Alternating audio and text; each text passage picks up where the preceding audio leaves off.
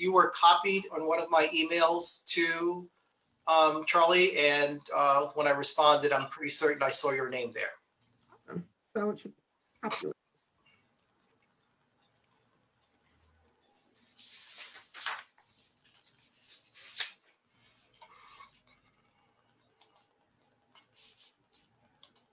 Okay.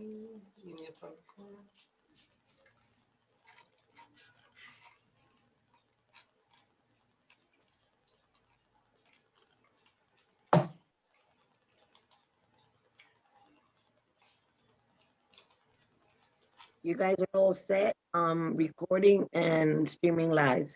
Okay, quick question. Do I have the ability to share my screen?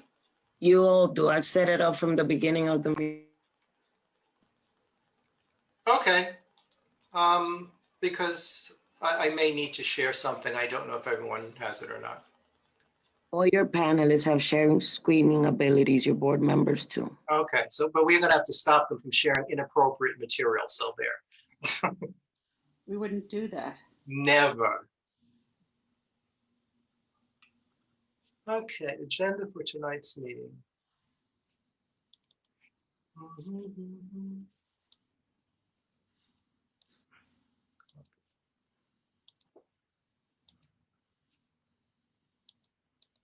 Just tell me when you're officially starting, Wayne, so I know the time.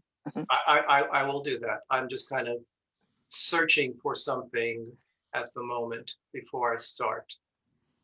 No worries. Oh, it's 9 minutes after. That's right.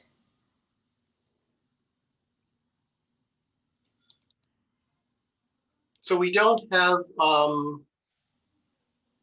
Luis Barrio yet, do we? The names that we see is all that we see so far. They're not on the call yet. Okay.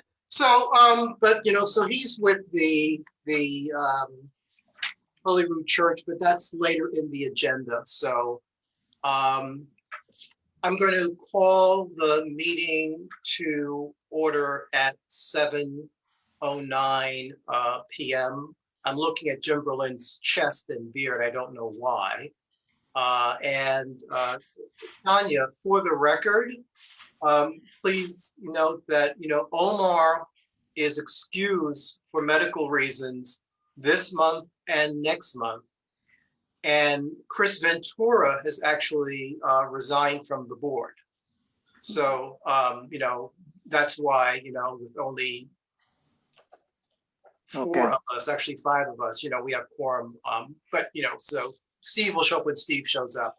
Right. And, you know, I think we all wish Omar, you know, surgery tomorrow.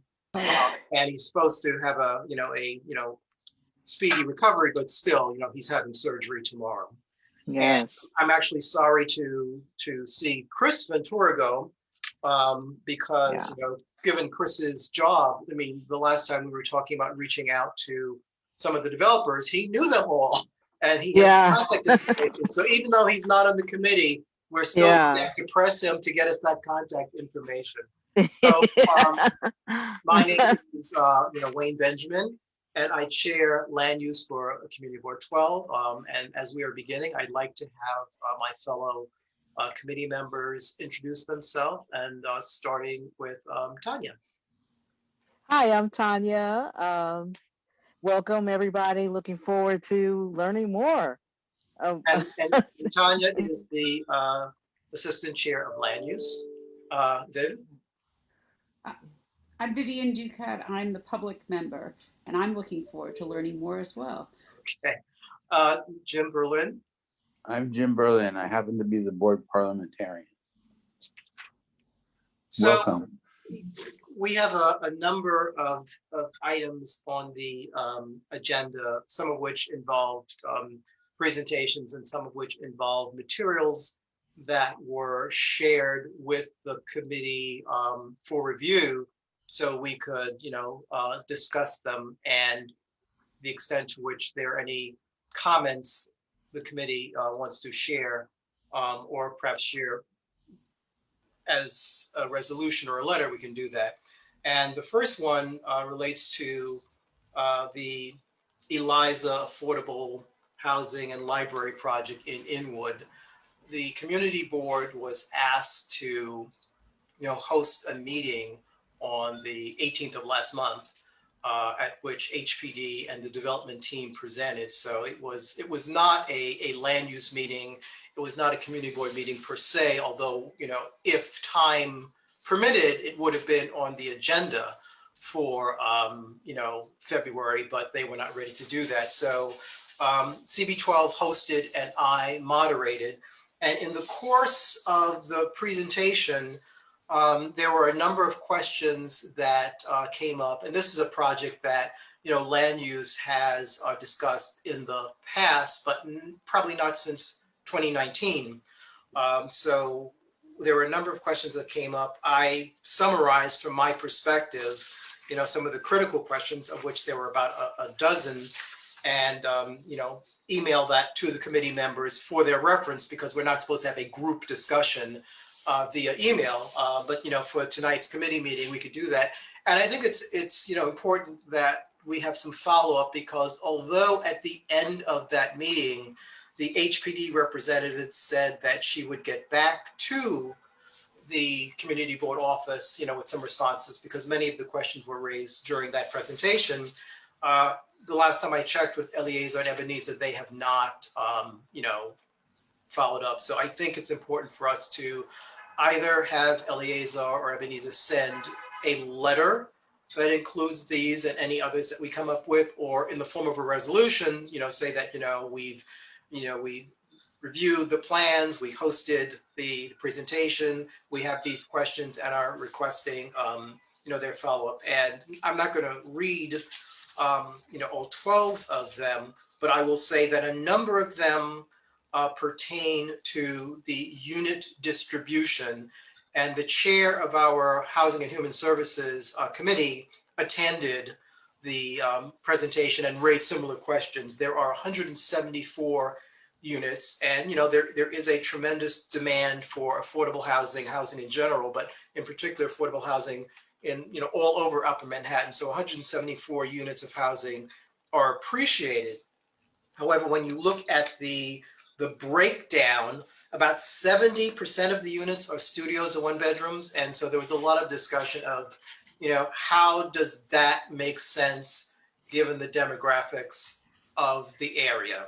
And, while granted, there are, renters and households that are looking for, one bedrooms, and given the funding program for this, which is Ella, I think 16% of the units have to be, set aside for formerly homeless.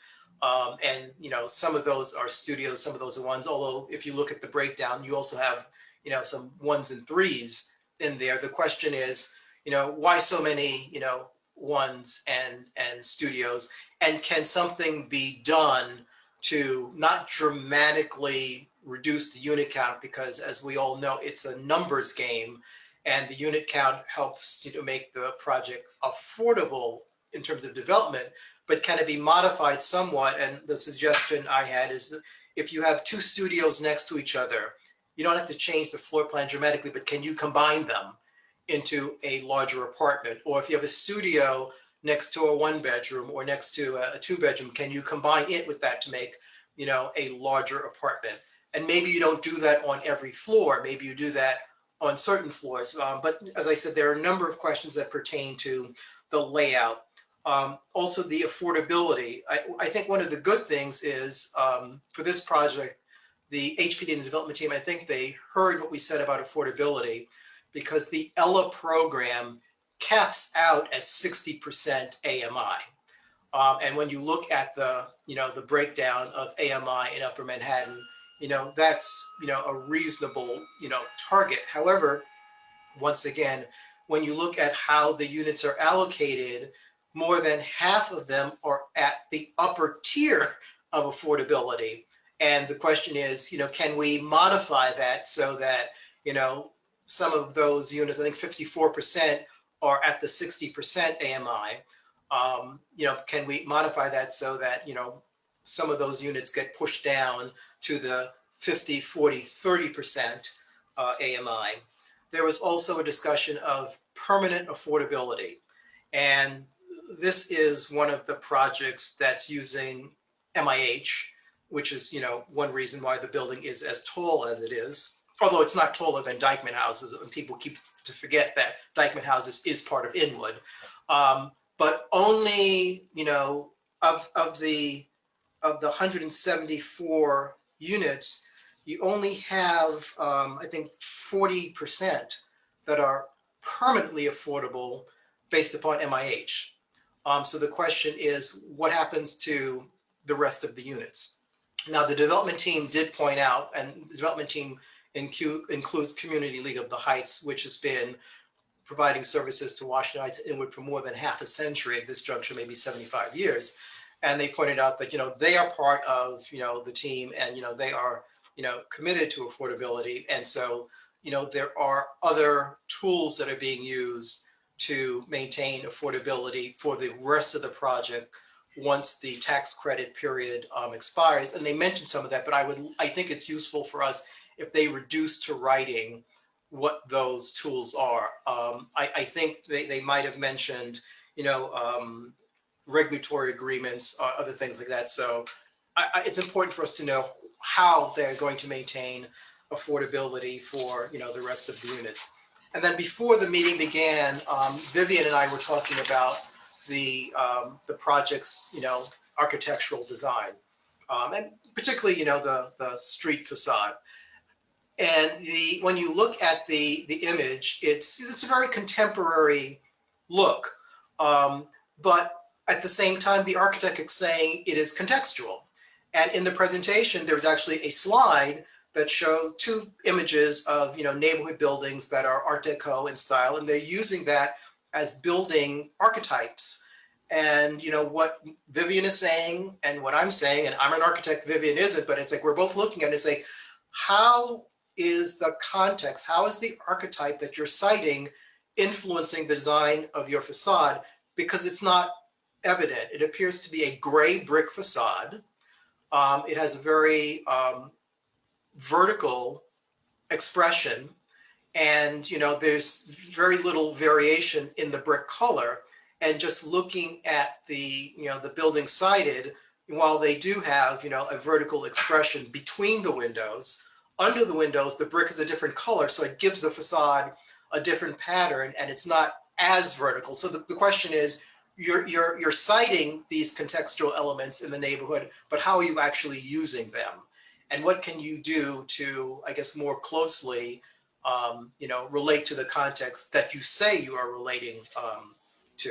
So, I mean, those are the general, concepts. I also raised, an issue that when you look at the elevation, the library has a clear sense of identity of its own. And I know that years ago, the community was really concerned that the library would get lost in a mixed-use building. But, its entrance is set off to one side. It says, very, very visible, from the street. And, it kind of dominates, in terms of identity. Whereas the residential entrance, the entrance to the pre-K space, and the entrance to the ACT space, which is kind of the community facility space, they're all one next to each other. And the question is, what can be done so that the residential component, because you do have 74 families or households that will be living there, that there's a sense that, their building entrance, the residential building entrance, has an identity as well. And it's not just one of three doors, one next to each other at the other end of the building. So those are, the questions that, I came away with from the presentation. I'm wondering, from the committee's perspective, are there other things that you would add to that?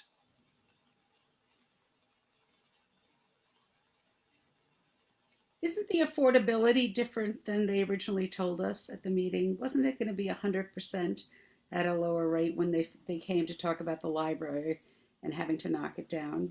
I think Ella was always I know Ella was always the funding source. So, no, it's the same.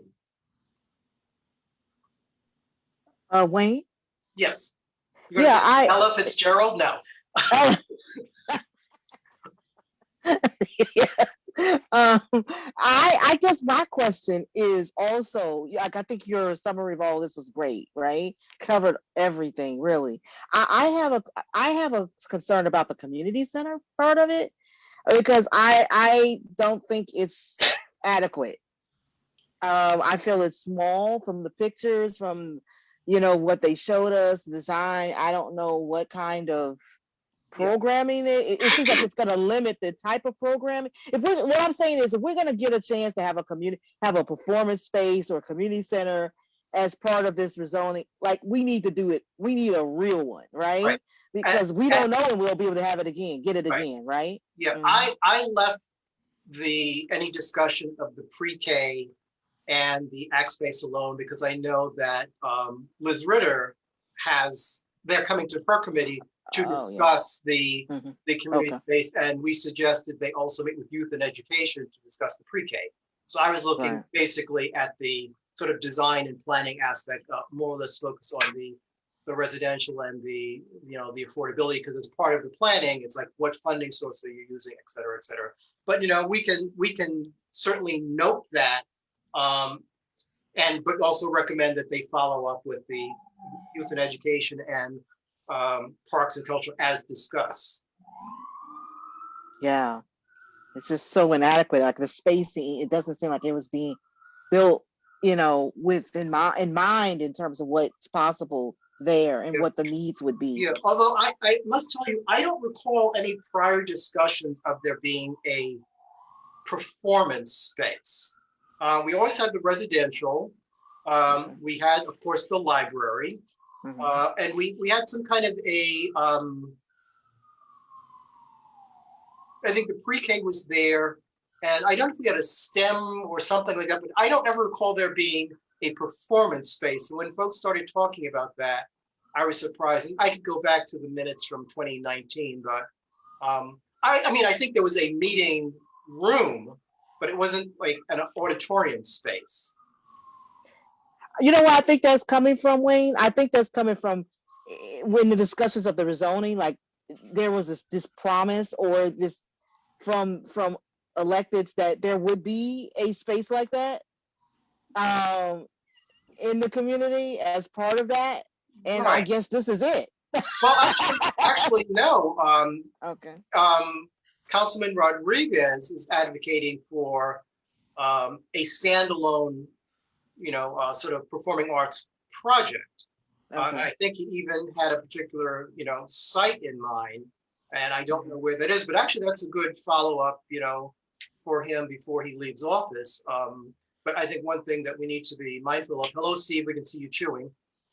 Is one thing is the cost of building it, but the other thing is the cost of operating it. And going back to my prior job, when the National Jazz Museum in Harlem was looking for to build a new home, they were actually very successful with the capital fundraise, but working with the empowerment zone, when they start to look at what it would cost them to operate their new, much larger facility, they had to take a second look at it, because that part of it, I think, turned out to be more expensive than they considered. So it's the whole idea: I can give you the Taj Mahal, but can you maintain it? But I've added, the size of what's called the ACT space, and then also the size of the library, which we discussed, but I will leave it to between youth and education and parks and culture. The library, just to touch on it a bit, it's the same size as the existing, but you have a better net to gross, so there's less wasted space. So you get more usable space out of, out of the footprint. So many fewer books, the usual. No, that's not true. I mean, it's like you were talking about in that conference we had, Vivian, the old apartment layouts in 790, and then the ones that were redone sort of in the Depression era. A lot of the older apartments have like very long hallways, and that's what we mean by net to gross. It's like what's in circulation versus, what's in the actual rooms. And, if you look at the floor plan for the existing library, first of all, I think it's on more floors. Then you have more stairs and elevators and all that. So in the new layout, you have a much larger footprint to work with, and you get to lay it out in a more efficient way.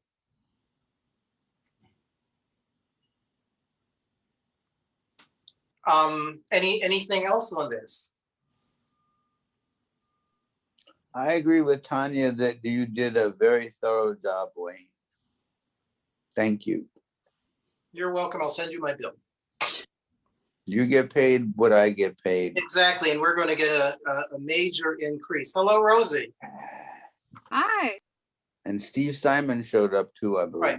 So, Rosie, Steve, we were talking about the first item on the agenda, which was just the comments that I shared on the presentation that I moderated for the Eliza affordable housing project. And were there any additional comments you had based on what I circulated? And you're both muted. Give me 1 second. Let me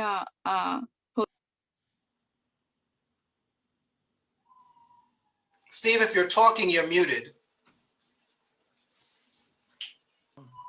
Okay, I'm unmuted, but I'm not talking. Oh yeah, I am talking, yes. Yes, your lips were moving, but I couldn't hear anything.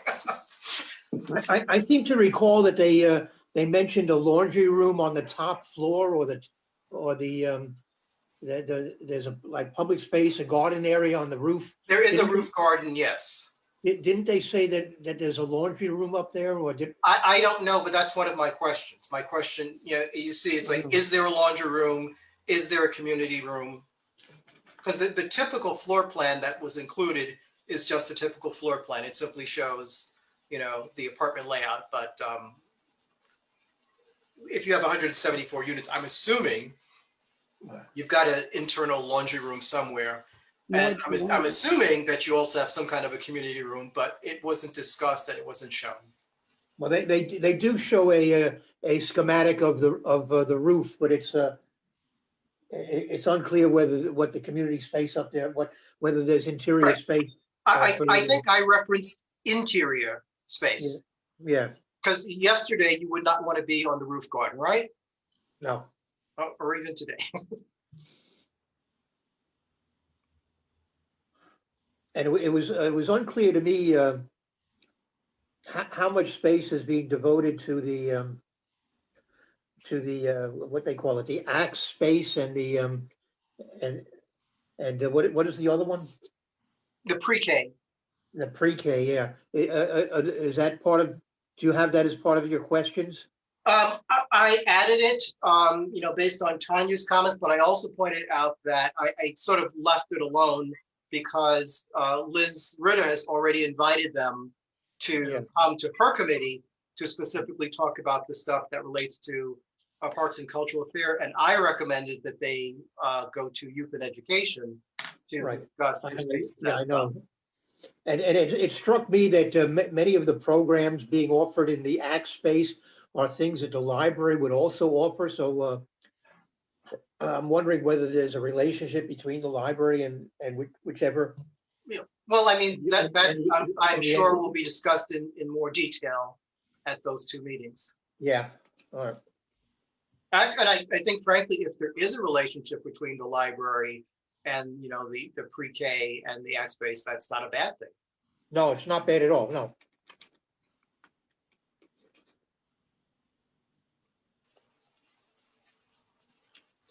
And the question to the committee is this something that we are comfortable with, just want Eliezer or Ebenezer to send a letter to HPD, or do we want this to be more formal and have it be a resolution coming from the board where we're asking for responses to these questions? I don't think you need a comment on that. You're just asking for factual material here. You're not taking a position one way or another. I don't see a need No, for. I understand that the question is, you know, do we want it to be more or less formal? Well, no, the thing is, if we want information from them and that's all we want, then I would think it would be appropriate for the district manager to reach out for this information. But if we say anything at all or whatever, or imply anything, then it's the board, of course, that has to decide on what we want to say. But again, like I said, just to reiterate, if all we want is information, as Steve pointed out, I think we can certainly do that. So based on how I phrased, you know, the 12 questions and the other two that have come up between Tanya and Steve, strikes me that we're just asking for clarification on the presentation made and how, you know, if they came to us saying that they want input, you know, we're giving that input, and the question is, how can they, what are they going to do with it? All right, so And let me just say one other thing. I would not start out by saying, why did it take more than 1 year for HPD and the development team to provide us with an update on the project? Listen, almost every year city capital project has been held up for the last year because of COVID. And to me, that sounds a little petty. You know, they came to us. So, well, first of all, Steve, the order in which I typed them out at 9 o'clock at night is not necessarily the order that they will be, you know, although, you know, although to be fair, the meeting, the presentation was done virtually, and we could have done, you know, and I think Gail Brewer has complimented, you know, CB12 for being, you know, one of the first, if not the first, you know, community boards in Manhattan to hop on, you know, having all of their meetings and doing their business virtually. So it's not clear to me that, you know, particularly given how advanced the project design is, that we could have had a presentation sometime last fall. And the other concern is, and I shared this with Eleazar, you know, when he asked me to moderate, you know, what's the purpose of HPD coming to the board? Are they really looking for public input, or do they simply want to say, oh, we had a meeting with the public because it's required, you know, based on some regulation, and it's kind of, you know, just for show. So we can certainly rephrase or even eliminate that particular, you know, point. But, you know, the last time we talked about the project was sometime in 2019, and just a heads up of where the project is, how it's progressing, could have been provided at some point in 2020. well, I tell you, I'm really not so sure with all the lawsuits and the court rulings and everything else. If I were HPD, I would have been wary of making any public presentation until the lawsuits were resolved. So yeah, but I hear your point, Steve. But once again, I think the lawsuits pertain to the Inwood rezoning. And, you know, this, although they threw it in there, this really, and that was even one of our points in our resolution, this really isn't part of the Inwood rezoning.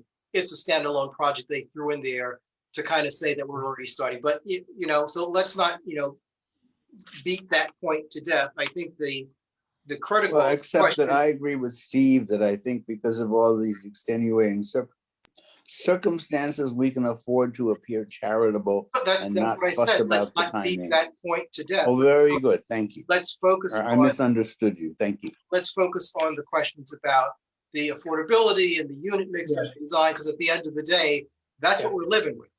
Yeah. So I have a quick question. Is there any way that we can access like any kind of a presentation that they may have on this? I emailed it to the entire committee, and Ebenezer then sent it to the entire board. So you should have it twice. Oh, okay. Thank you. Not a problem.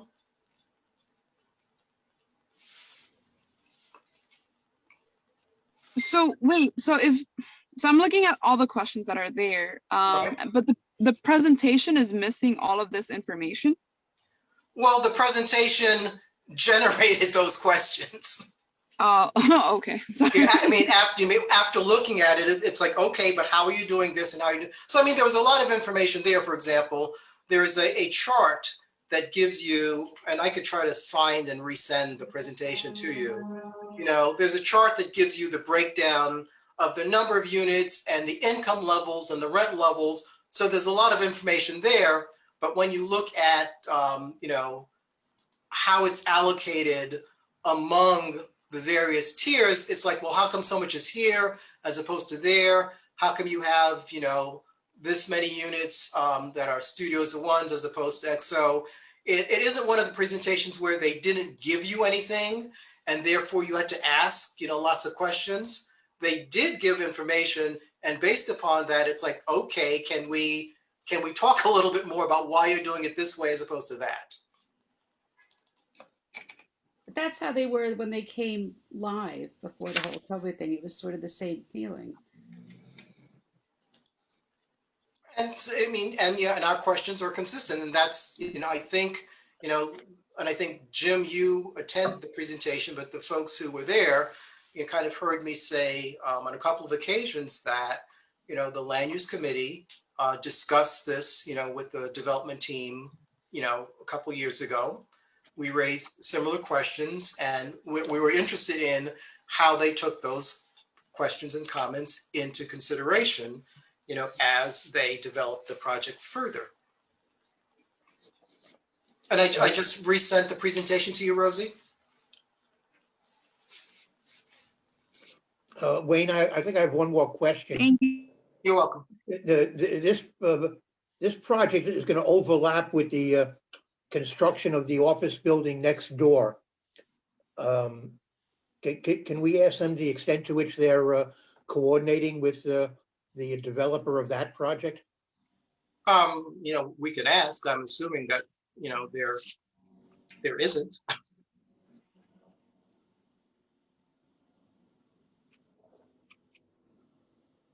And when you say coordination, what do you mean? Well, the staging area, the trucks that are coming in and out, I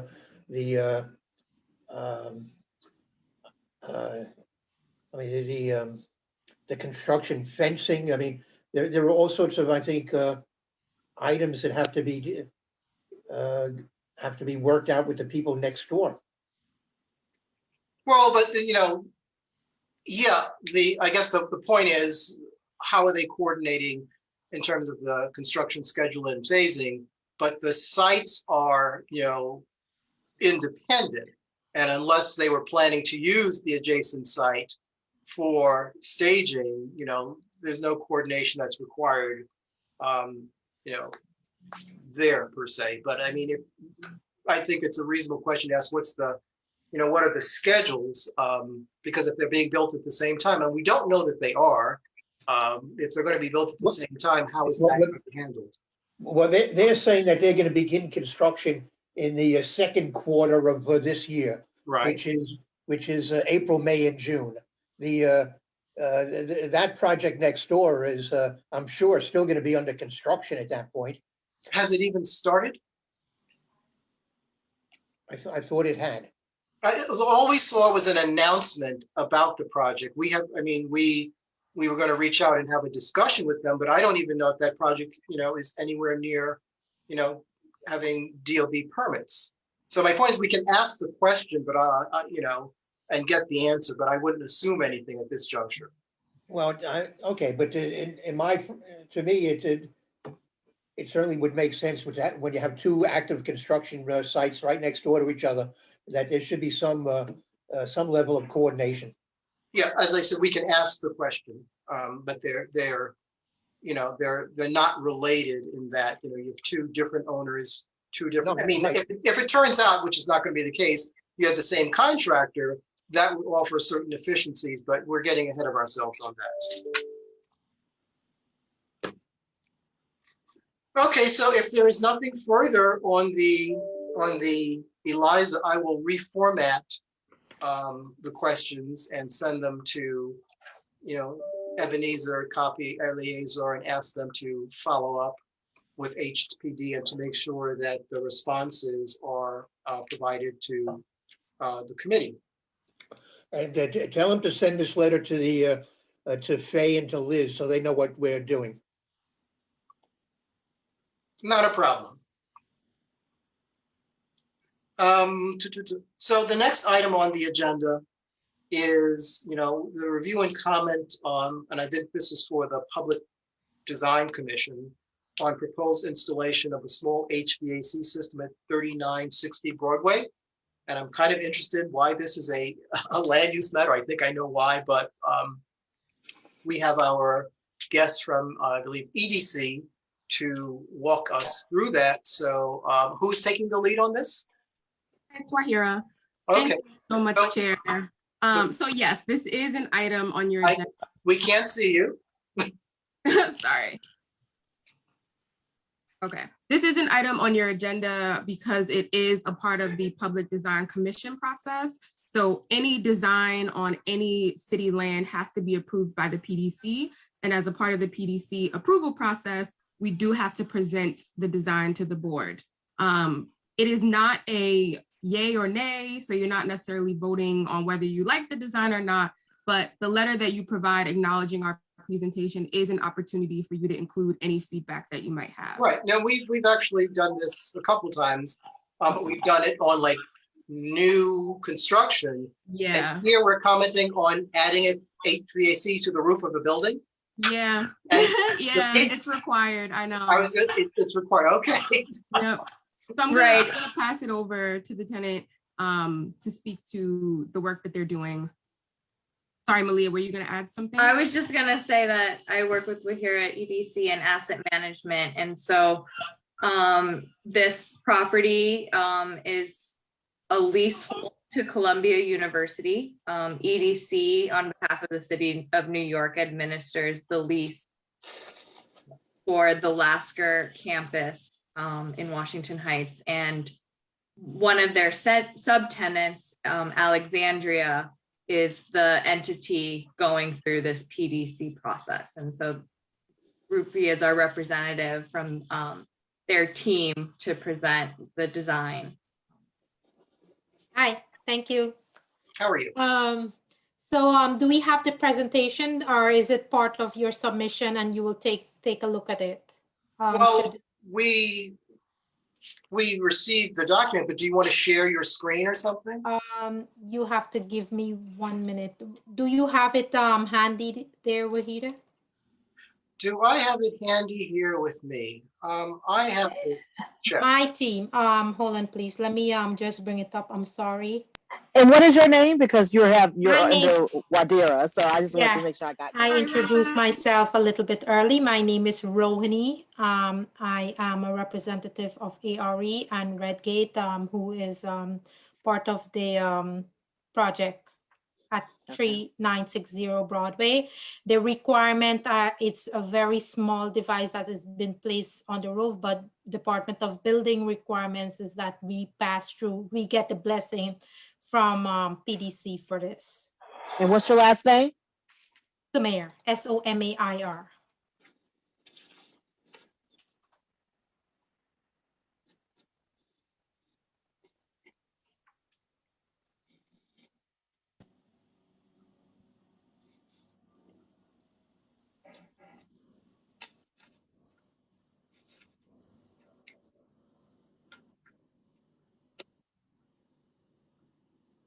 What is this?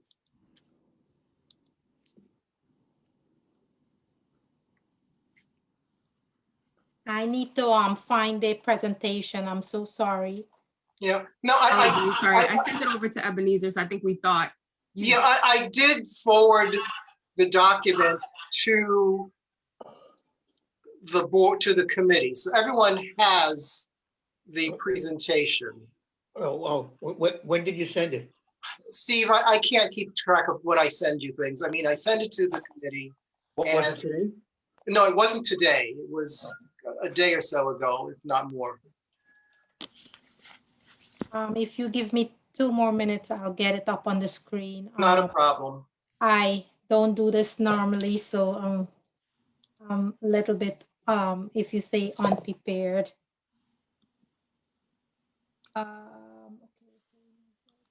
So let me see if I can do this. Let me try So I to have it. share screen. Do you have it? Do you have it, Wahira? I have it too. Okay. Okay, if So you now could we're all share your ready. screen, I will take control and get this. Seems like we all have it at the same time. Okay. Hello. So this is the building at 3960 Broadway, and We know it well. we are just installing a little HVAC behind the parapet over here. And you will see from my presentation that this device is so minor that you cannot see it from the street at any angle. So let's go to page number 2. This is a little bit of the area and the map that demonstrate the building, followed by our little device here. As you could see, it's on the side here with this little device here. That is, we have a better picture in the second floor. Okay, here is it was a snowy day, so they took the picture. So this is the device right here in exhibit number, mechanical device on roof. Right. All right, it's behind this parapet. Do you see the sheet here? So it's not like exposed to the roof or exposed to the public eyes or anybody. Right. It doesn't So affect anything. So what you're showing in the mechanical device on roof, that's existing. So you're adding something next to that, or you're No, that? this is the device. They prop it up here. Okay. So that's like a mock-up. Yes. Okay. So I have attached here the cut sheet of this device. This is the size of it, very small.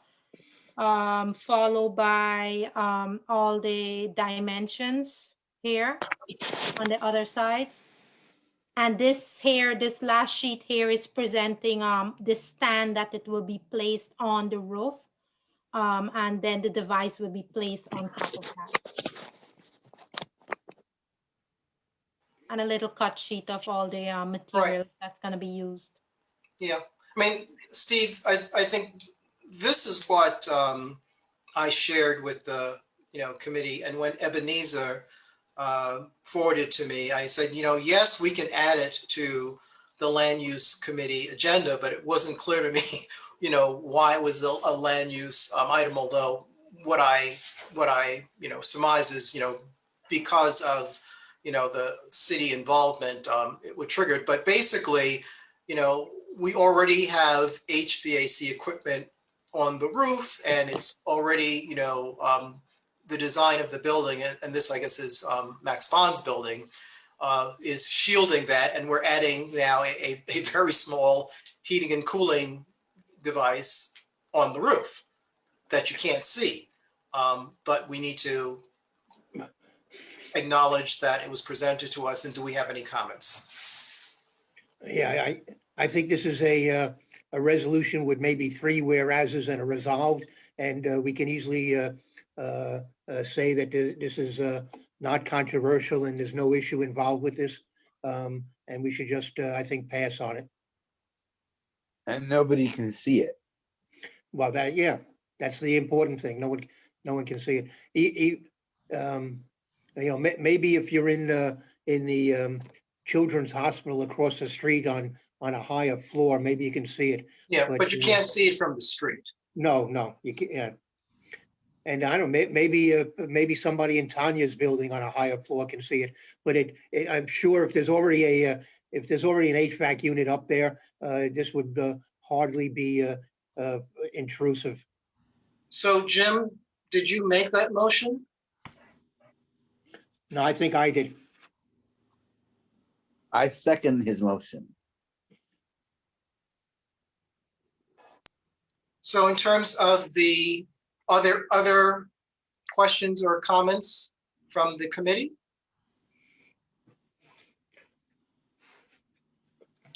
Hearing. Wait, I'm sorry. I don't, again, I'm learning. So forgive me if I ask stupid questions at the beginning. But are there any other, I mean, is this unit loud, or is there any other concerns about anything about that unit, even though it's tiny? Are there any other, things that we should be aware of about its functionality? Does that make sense? Yeah. Yes, that's a good question. So what is being done to muffle the noise that might result? Well, I guess the first question is what Tanya asked, what is the noise that would result? Okay, Right, it may not require muffling, exactly. Because you'll have buses going by and traffic, so that'll muffle it. well, Well, if we could just kind of focus on the question. not necessarily 24 hours a day.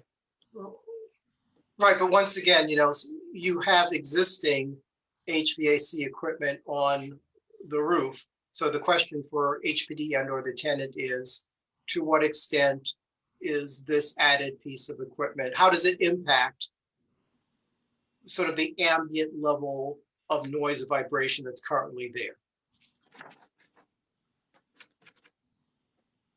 Hello, someone, anyone? I don't, if I could go, this is all the way on the sixth floor of a building. If you're talking about the noise that you could hear from the street, there will be no noise. And again, there are several other devices up there.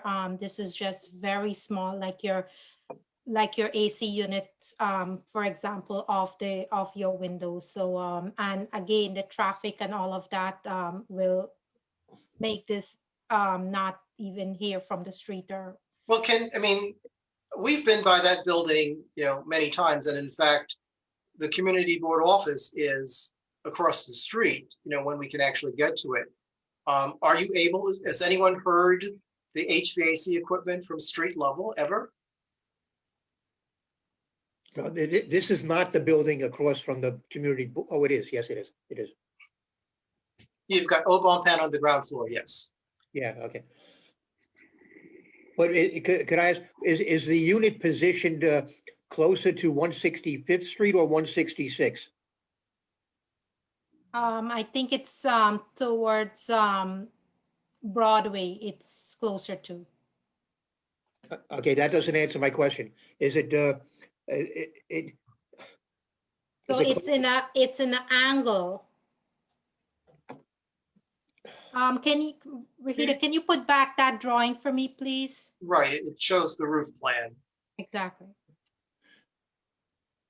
I think it's closer to the southern, so that would be 165th. 165th. It's where that curve occurs. Okay, well, can you pull up the screen again? Right there. right.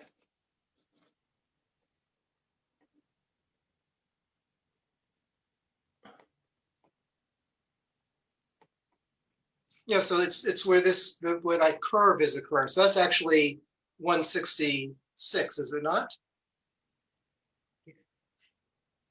I don't know.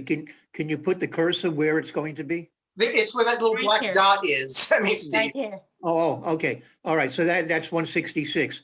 All right. So Tanya, this is away from your building.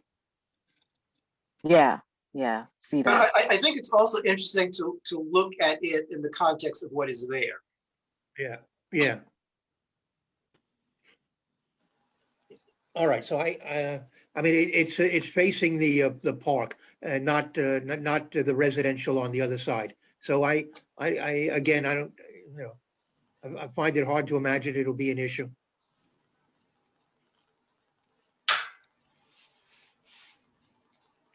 And any further discussion from the committee?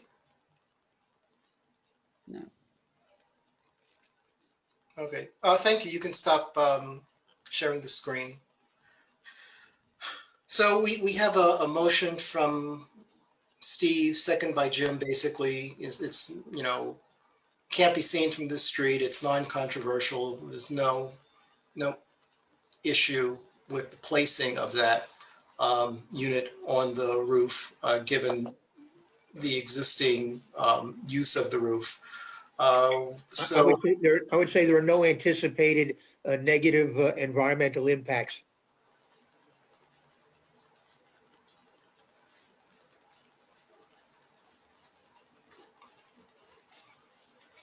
So, those committee members in favor, please say aye or raise your hand. Aye. Aye. 1, 2, 3, 4, 5. People got moving around. Opposed? Abstaining? 1, 2, 3. How many committee members do we have? I don't know what's happening, but my screen keeps jumping. It's like someone's coming on and off of it. So there are 5 of us. Are there any members of the public who would like to vote? And if so, I guess you can just do so by raising your hand on the screen.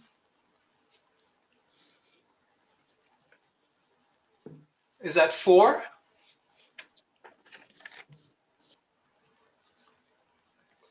Any against or abstaining? Okay, thank you. Wayne, before we leave this topic, Yes. do we have somebody from EDC here who's in charge of monitoring the laboratory work or the use of the building, or how it's being managed by Columbia? Well, we have someone from EDC. I don't know if that's her responsibility, but we can certainly ask. Right. So my role in EDC asset management is I'm the lease administrator for Columbia University's ground lease. So their premise includes the Mary Lasker building, the Alianza building, and the parking lot closer to the Chase Bank and Audubon Ballroom side of the block. We have a ground lease with Columbia, which is a relationship in which we're pretty hands off. The lease outlines that Columbia maintain their premise in accordance with the use described in the lease, which is biotechnical and medical research in classrooms. So EDC wouldn't oversee directly a construction project this small. It's something. No, that's not what I mean. I don't want to take up the committee's time, but I'm the chair of the Health and Environment Committee, and what I'm anxious to have is a overview of what has been accomplished with this project over the last 25 to 30 years since the building opened up. What has it fulfilled the original goal that we set back in the early 90s when we entered into this arrangement with Columbia? Have we had some biotech advances? So that's a good topic to invite my committee. Absolutely. Yeah. So Malia, can I give you a call so we can discuss that? Yeah. Well, Hira, I would love for her to join as well. Yeah, I think we definitely need Columbia to be a part of that conversation. Yeah, I think they're not on the call with about how we can coordinate. Yeah. And one thing I would appreciate from you, like if you have specific goals in your mind that you're tracking that you want updates on, that's helpful context for us as well. No, I'm looking for some general stuff, really. Okay. I think years ago someone mentioned that there is an artificial skin that's used for for burn patients that was developed there. So it's things like that. What was done and what came out of the research and development at that facility since it was, first put online. Exactly. Okay, yeah, Yeah, let's that's have a definitely offline pulling in conversation. Columbia. So how With do I Columbia. contact you? If I can drop my email in the chat. If not, Okay. I will email it to the chair and he can share it with all of you. Yeah, well, I have your You email have it, right? address, Okay, great. and I could forward it to Steve. Awesome, thank you. Okay, thank you. Great. So the next item on the agenda tonight, do we have let me check the participants, the representative from Holy Rood Church. I think that was Luis Barrio. I don't see him. So sorry, Chair. Did you need us to remain on the call or? No, we thank you for your participation. We're good. You are more than welcome to stay. Something tells me that you're not going to. I'm starving, so. Yes, I already ate, so I know the schedule. Awesome. Thank you all. I appreciate it. And I'll see you next month. Very good. Thank you for your time. Appreciate it. Good night. Thank you. So, She's going to see us next month. yes, that's what she said. So what's fortunate is last month we discussed or maybe the month before actually, we discussed the LPC's intention to designate Holy Rood Episcopal Church. And we invited a representative to attend because we wanted to get a sense of, the outreach. And we do have confirmation from a representative, but he's not online yet. However, when I say it's fortunate, we received maybe 2 hours ago from LPC that they are holding the public hearing for Holy Rood Church on the 23rd of this month. And they're holding it at 9. Hello? Wayne, there's Yes. a attendee by the name of Pedro Valerio that has his hand up. So maybe you want to find out what he wants to say in case he is with Holy Rood. I wouldn't know. Okay, well, Is on your attendees list. so can you? Someone has a raised hand. Yeah, so can you unmute him or something, or do I have to do that? He can speak. Okay, Mr. Valerio, He's muted. you have to unmute yourself. All righty, thank you. Can you hear me now? Yes. Hi. Well, I was told to attend this meeting and I'm trying to understand what is it that I'm supposed to provide you with. So are you representing the church? Yes. Okay, well, no, we actually have the presentation material, so to speak, from LPC. What we wanted to get a sense of, we know that in the last few months, the church was added to the National Register of Historic Places, which is wonderful. And on January 19th, the Landmarks Preservation calendared it for consideration.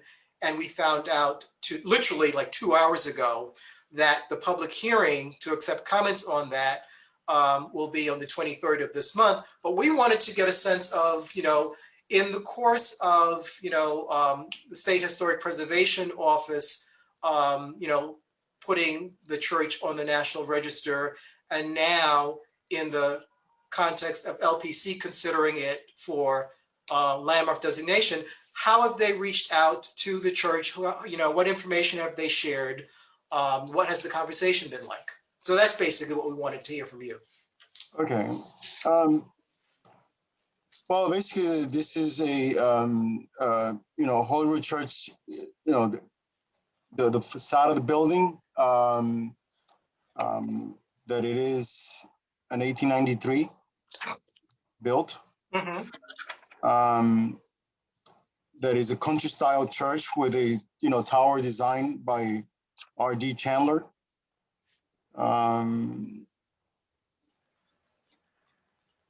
The church was involved in the dedication of Fort Washington Memorial Plaque, which is located in Fort Washington, site of Bennett Park.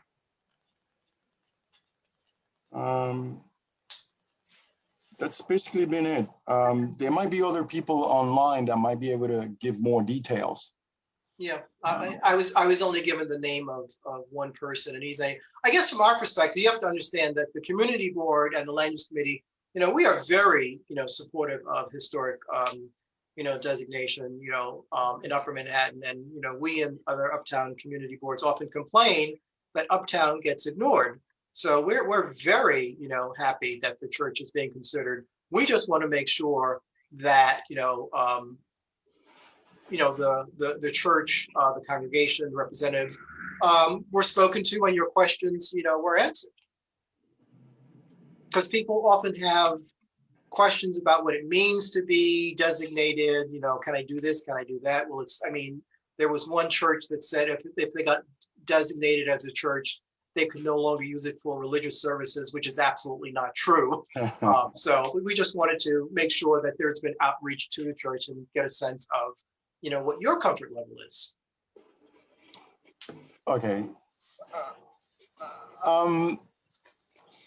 I think for me, I know it's a great thing to have that kind of designation. It means people will be able to appreciate historical beauty in terms of what the building has to offer from the inside and the outside. It's still going to be used for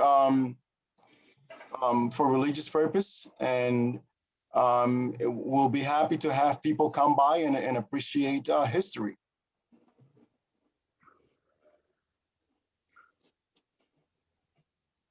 And I know, and Liz is with us, but Steve can probably, chime in. I think, there are a number of, programs over the years that have occurred at Holyrood that, the various community board committees have, brought to the attention of the board and the community as a whole, because it seems like there's always something interesting and exciting, happening there.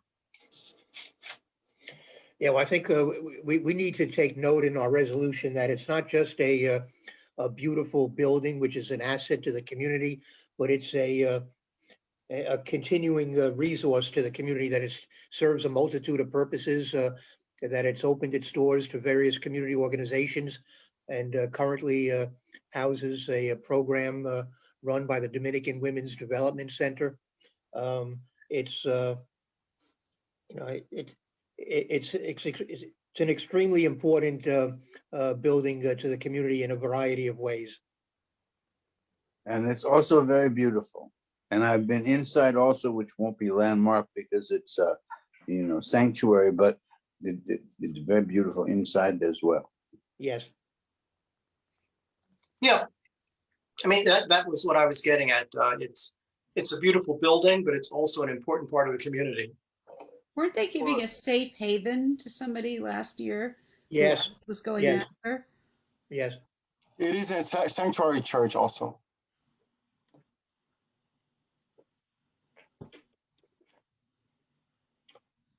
If it's in order, I would move that the community board support the landmark designation of the Holyrood Episcopal Church. I second the motion. Excuse me, Tanya, I made you a co-host because I can't be watching the stacks. I'm not a land use member. There's another person with a raised hand, and you too, Wayne, you also co-host. Maybe you want to change your tab to attendees so you could see who has questions while you guys are presenting. Yeah. Okay. I'm kind of going back and forth. So we have a motion and it's been seconded. I see. There's somebody named Louisa. Yeah. So I was going to say that. So Louisa, are you able to unmute yourself?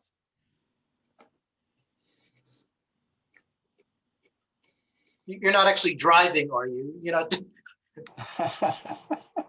You have to unmute yourself, Louisa. I can see you, but I can't hear. Or I can see your picture, but I can't hear you.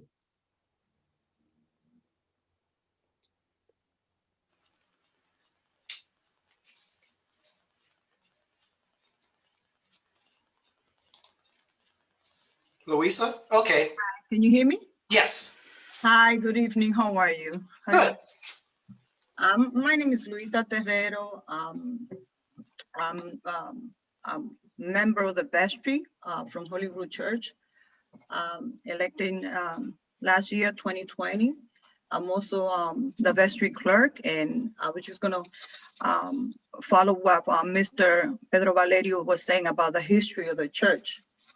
I believe that Mr. Stephen Simons was saying that the church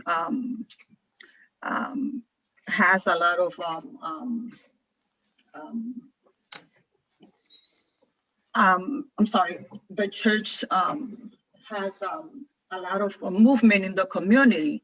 And yes, the church is well known as the people church due to its involvement with the community. And it attracts a lot of diverse number of social, political, and cultural groups, which basically use the church space for meetings and events.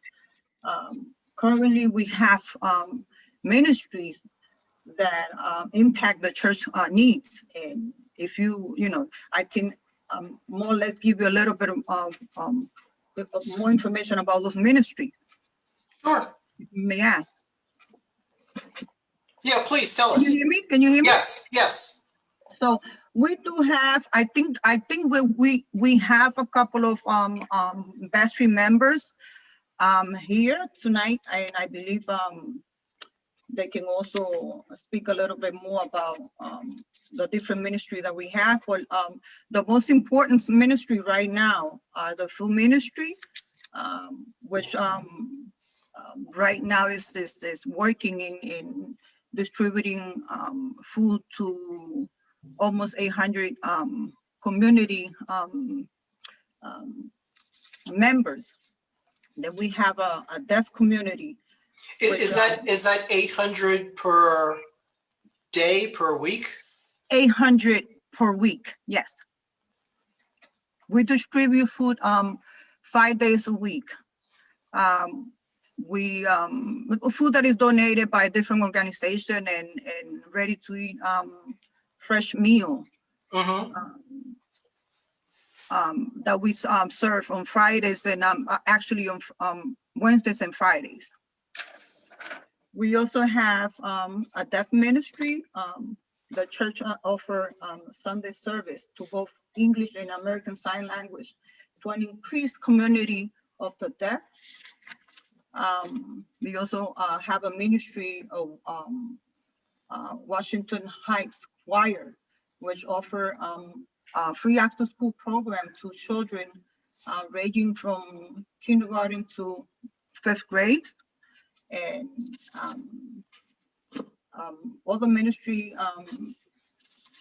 I believe the latest ministry, which is Peace and Justice Ministry, and I believe Mr. Pedro Valerio can speak to you about it. If you, Pedro, if you're there. Yeah, I'm here. Can you? You're talking about the Ministry de los Pueblos. Yes. Oh, well, that's the ministry that's engaged in providing foreign assistance to any country outside of the U.S. that's in need of any help. Like, for example, we just had a big one for Honduras due to the hurricane catastrophe, where items were collected to help those. So basically, any country that is, you know, that the ministry is involved in just sort of like staying in touch with the, you know, with international countries and providing help where there's needed, and that be it through materials or even monetary. And we try to make sure that it gets to the people that really needs the help. There's also again, like you said, it's a very open and progressive and integrational church, where if there's something that we don't have and you think you have an idea and you can bring it forward, you know, you're more than welcome. It actually, though the majority of the population that comes to the church and helps is Latino, there are other members that we get through other ministry, whether it is through Life and Abundancy, which is a ministry that's dedicated to enriching you and sort of like discussing biblical stuff from our perspective of a day-to-day living. And there's also a sanctuary ministry, which is really, sanctuary, which is to help and protect those who are here illegally, and making sure that, that these are people who have certain needs, and they're just human beings. Let me add to that we have in the sanctuary, we have a family of 5 right now that were at risk for deportation, and they still living in the church. So we are a safe haven to those that has been persecuted by ICE. Yes, I think one of the points made in the materials concerning the designation, on one hand, it's an easy designation from LPC's perspective because it's an attractive Gothic revival style building that it's inside and it's outside are very much intact, and LPC can deal with the architectural part of that quite easily, and we've talked about that. Where they often fall down is sort of the history and culture of things.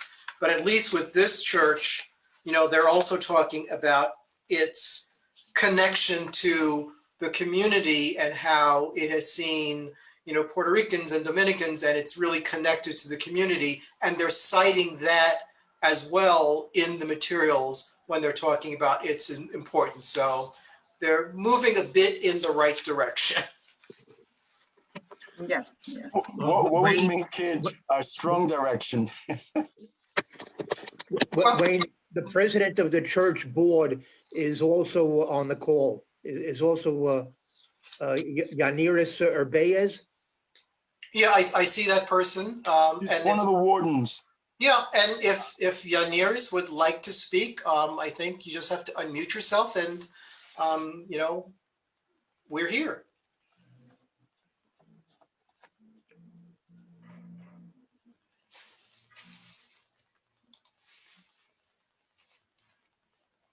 So, Guy, good evening. How are you? You look familiar. Yes, very familiar. My face is everywhere in Washington Heights for many, many, many years. So the last 50 years. Mm-hmm. Yes, no, yes, thank you for the invite. We just heard about this meeting, I think it was yesterday. So we didn't have too much time to prepare. Well, let me apologize for that, because we asked our office staff a month ago to reach out to the church, a month ago.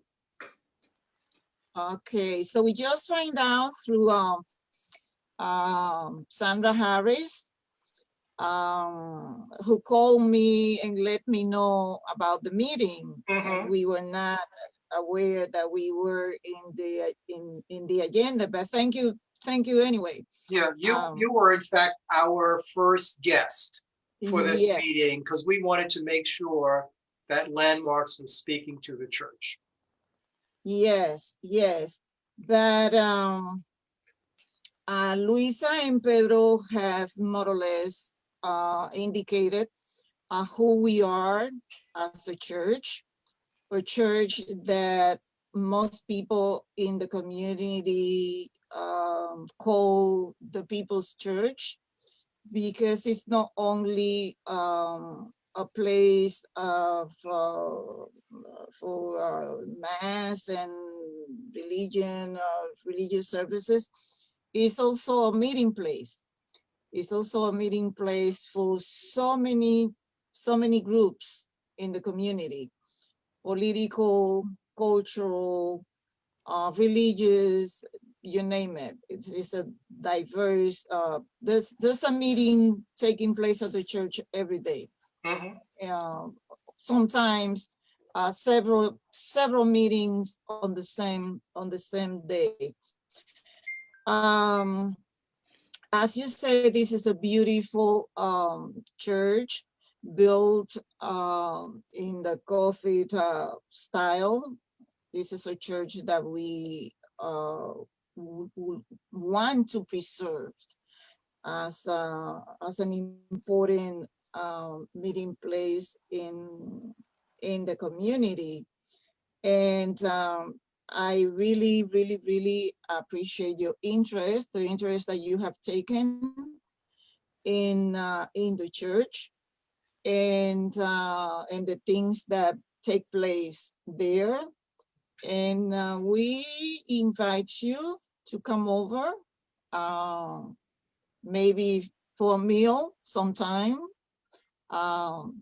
This is a church we always eating at the church. There's so many meetings, so there's always food. Sometimes homemade food at the church. There's always food at the church. So you're welcome to come and visit us. And I believe Pedro and Luisa already saying most of what takes place at the church, and it is important. Not only the architectural structure, but the importance of the church, what the church means for the community. One thing that we feel very proud at Holy Rood is our music ministry. This is a group of local professional musicians who have found a place at Holy Rood for practice and also for performing free concerts from classic to popular music, and that's something that we feel very proud of. And so we have other programs for the elderly. So you name it, the People's Church. And is it still used as a polling place? Yes, it's a voting place also. It's on elections days, yes. It's voting place. Yes, and also every Monday, since we started with the pandemic, it's a testing place. Every Monday we have people from the community who come and get tested for COVID-19, and we are in the process of getting permission to conduct also vaccinations at the site. Very good. Yes. And I believe in either 2019 or 2018, the closing ceremony for the Uptown Art Stroll was held outside of Holy Rood, and then the reception was in the lobby area. What was the question again? The Uptown Art Stroll, the closing ceremony, I think in either 2019 or 2018, there was sort of music in the outside area, and then the food was right inside the church. Yes. I was there. Oh, okay. Okay, so you have an idea, more or less what we do, and our concerts are legendary. There's also a community group that you probably are familiar with, which is the Washington Heights Chorale, and they offer twice a year beautiful concerts. Yes, our chair of Parks and Cultural Affairs, Liz Ritter, speaks about that group many, many times. Yeah, Yes, she used to be a yes. member. Yeah, I believe she used to be a member. Ah, okay, beautiful, Yeah. beautiful. Okay, so Is there unless you anyone? have other questions. No, I was gonna say, is there anyone else from the church who would like to speak? I just wanted to add also, this is Pedro. I just wanted to add that we also have an Alcoholic Anonymous meeting that happens also, both in English and Spanish. Oh, and also, well, there's a celebration of Mass every Sunday at 10 o'clock. The older congregation, people who have been members of the church for more than 60 years, attend the services. And that congregation is comprised by original African Americans and European immigrants who found a place at Holyrood. So that congregation is still active, is still there. So it's not just the Latino congregation, but also the English speaking congregation is very active at the church. That's wonderful. How many people are in that group that have been around for 60 years? Well, there's about 30, more or less, Wow. 30 people. Wow. A lot of them are very old, Wow. but they still contribute. They are still part, pretty much part. That's Each a one of couple them of is years eligible ago. for landmark designation. Yes, yes, yes. A couple of years ago, we celebrated our 125th anniversary. Wow. And we honored 40 of those members who were still around. Wow, that's fantastic. It was a beautiful ceremony to see all those people who have been members of the church for sometimes 60 years. That's incredible. I think, Mr. Valerio, I just want to point out to you, we were given a history of the church. The parish was founded in 1893, but the first church was actually located at Broadway and 181st Street. That's correct.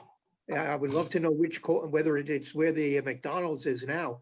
But this particular building was built in 1911 to 1916. Took 5 years to build it. Yep. Yes. Yeah, that's around the same time that my apartment building was built. And Church of the Intercession. Yep. Yes, yes. The original church was where part of McDonald and the Apple Bank. Really, it was on that corner. Yes, in that corner. We have Wow. pictures of the original church. Wow. Yes. Great. This is wonderful. So we do have a motion on the floor to support the LPC designation of Holyrood Church. It was moved by Steve Simon and it was seconded by Jim Berlin. So is there any further discussion from the committee? If not, those committee members in favor say aye or raise your hand. Aye. Jim, I can't see you. Rosie, I can't see or hear you.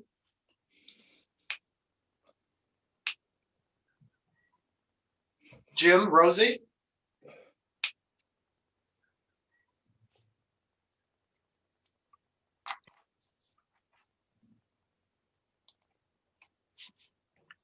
Hi, Jim Berlin, Rosie Perez. Yes. We're voting on the resolution. Yes. Aye. Okay. Jim? I was on a call with another board member on this crazy parliamentary problem. Okay, So remind me of the resolution and I will be happy to vote. It's the supporting the LPC designation of Holy Rood Church. Oh, absolutely, absolutely. And so after the committee votes, members of the public who wish to vote can also do so. So, and you can do so by just clicking, on your screen to raise your hand. So those members of the public who will vote in favor. I see 1, 2, 3, 4. 5.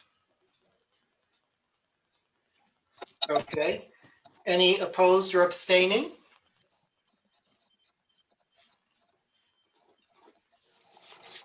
Okay.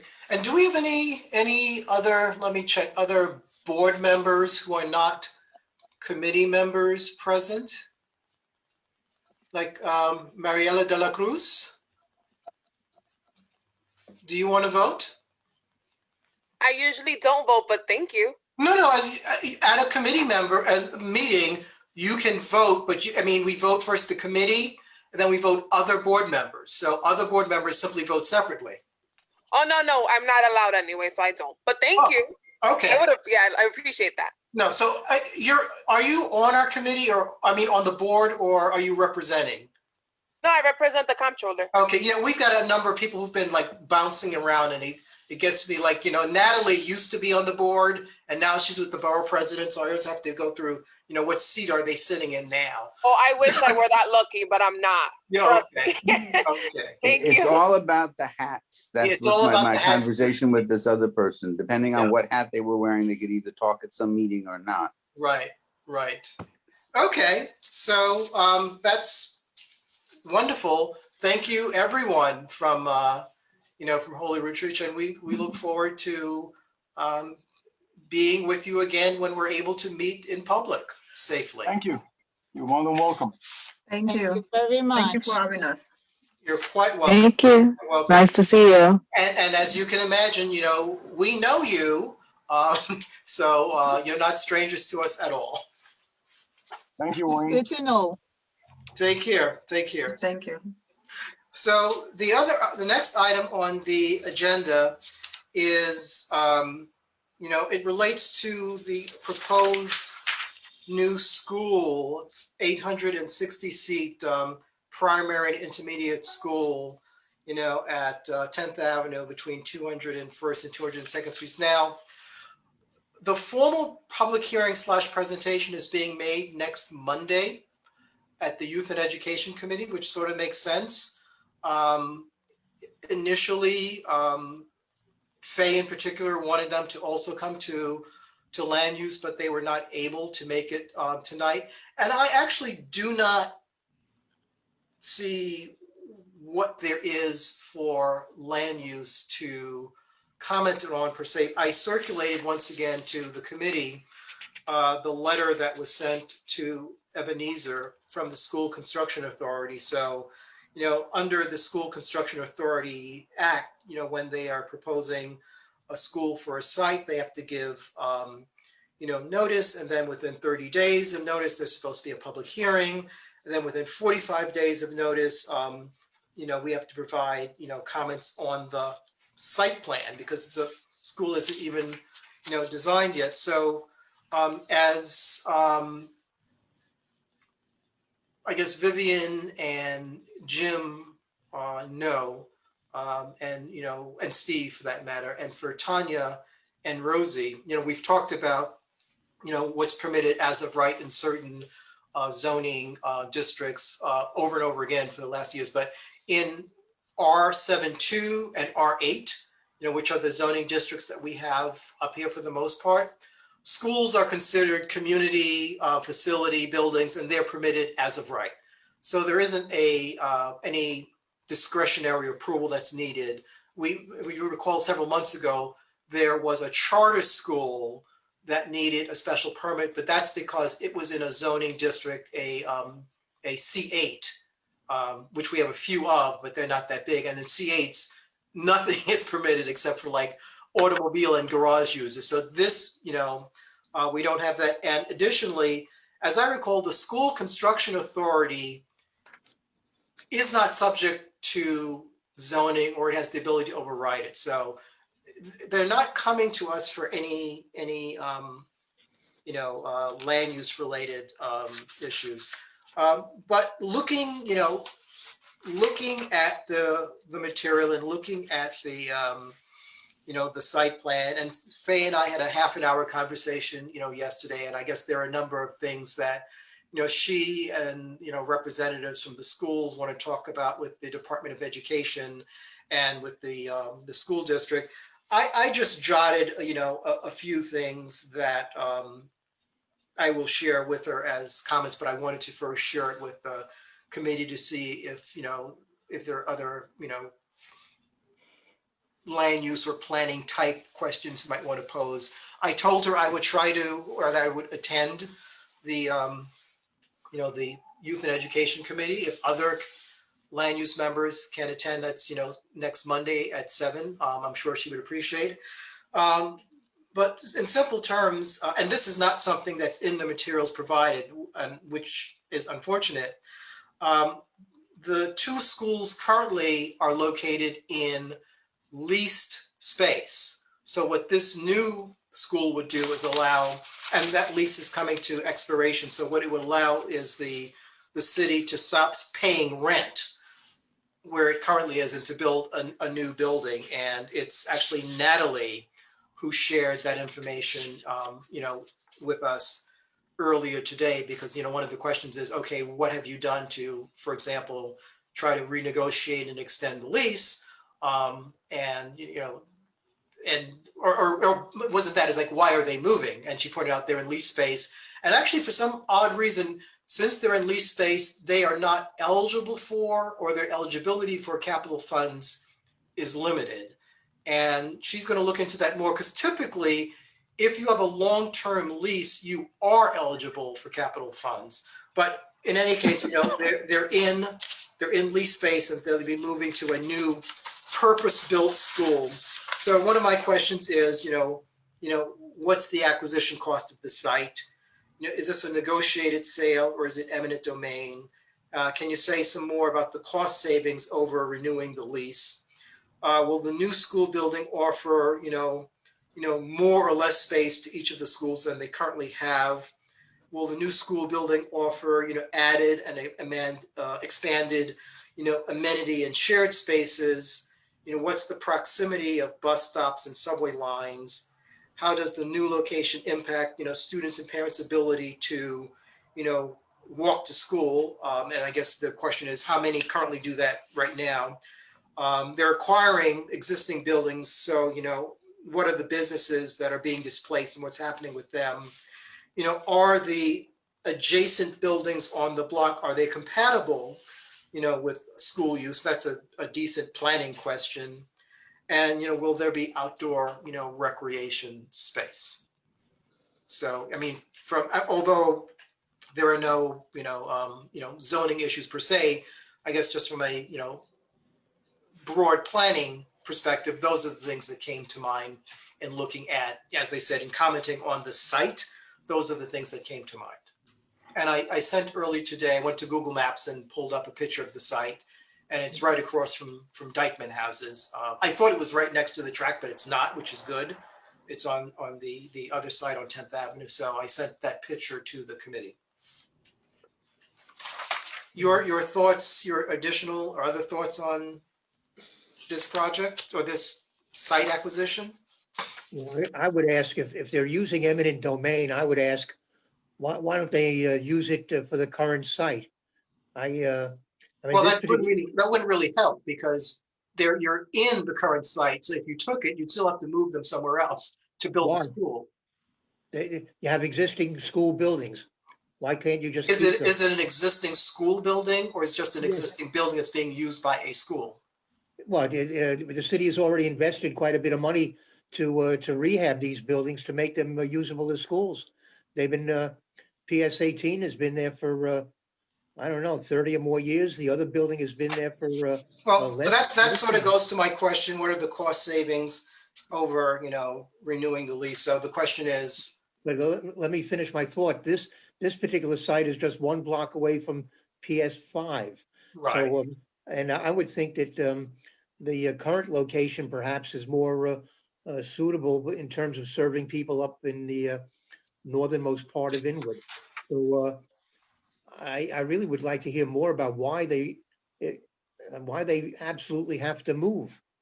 And I don't quite understand it. Why they've had they've been in both buildings for quite a extended period of time. I don't, why suddenly do they have to move? And if necessary, why can't they utilize eminent domain to keep the current sites?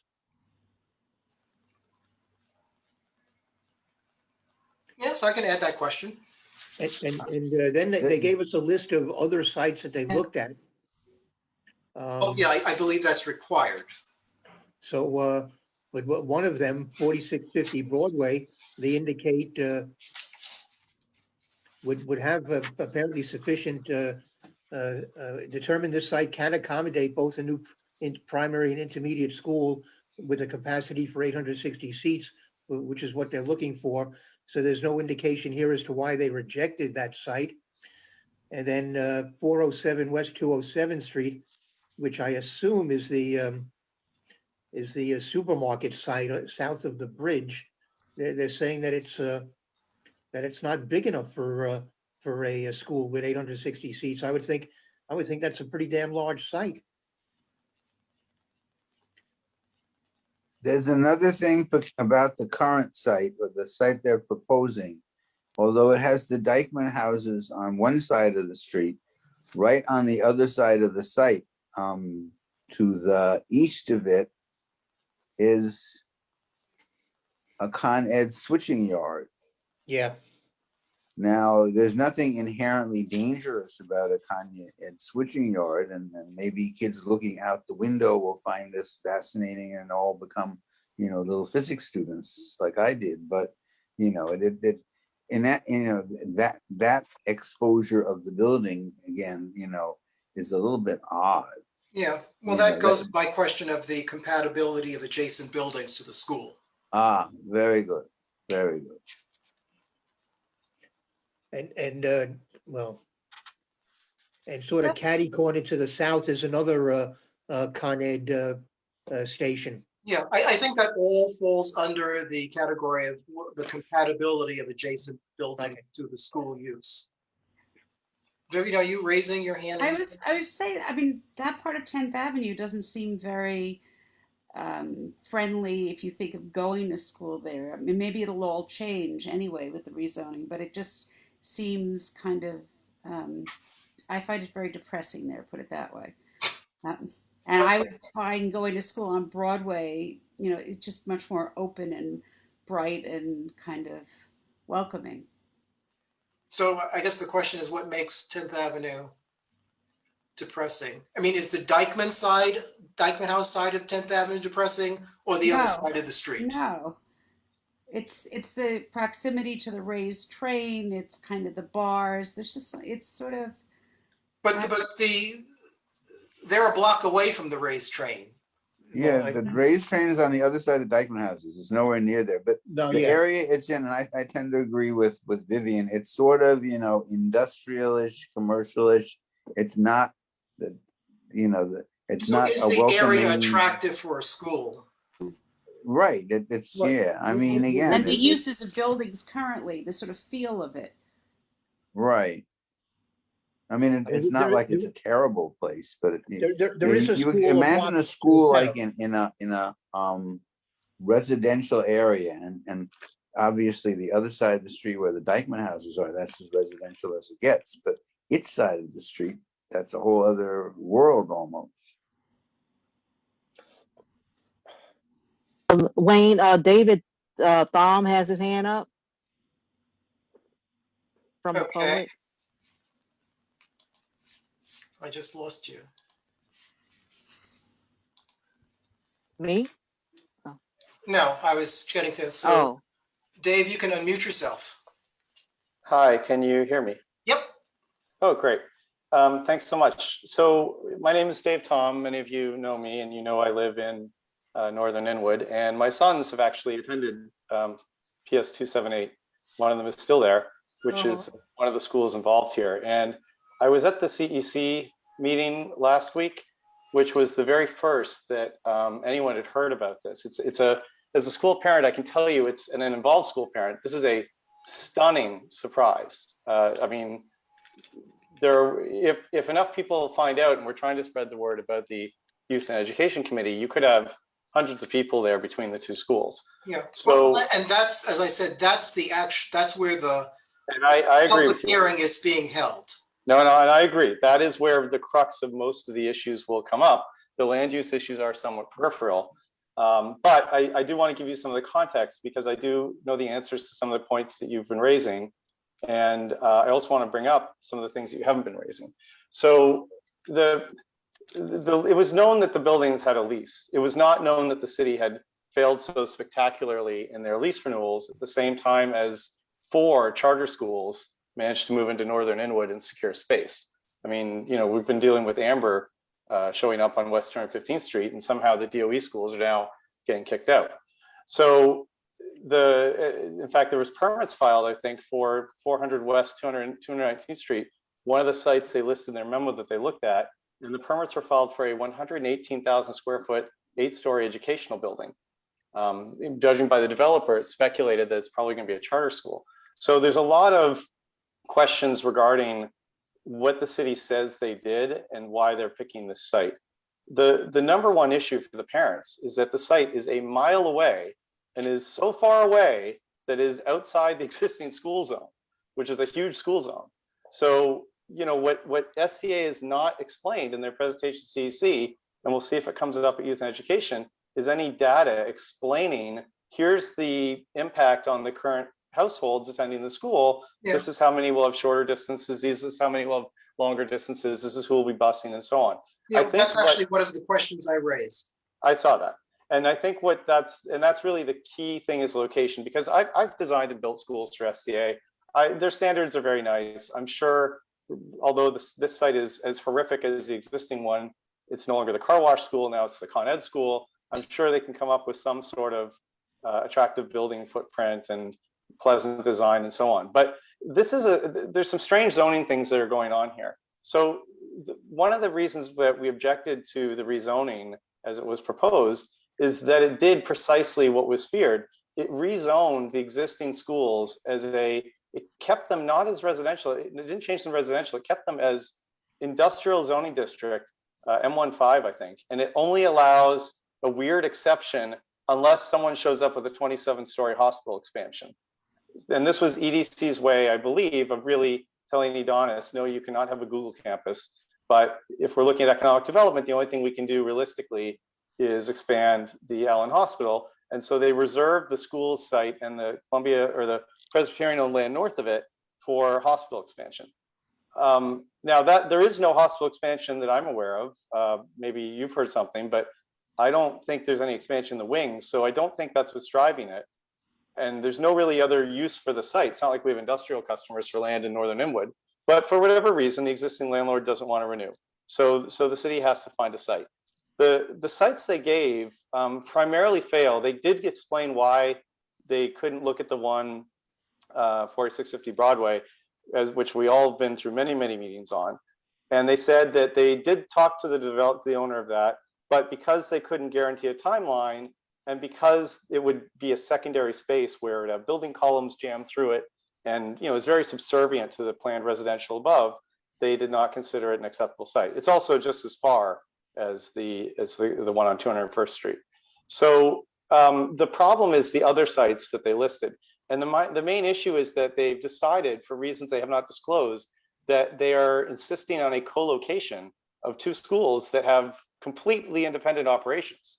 And while there's certainly something to be said about shared amenities and economy of scale, where sure, you get a better cafeteria or a better auditorium, if you ask the parents, they'd rather have a gymateria if that meant not having to walk a mile past nightclubs, the new homeless shelter, and a bunch of car auto body shops.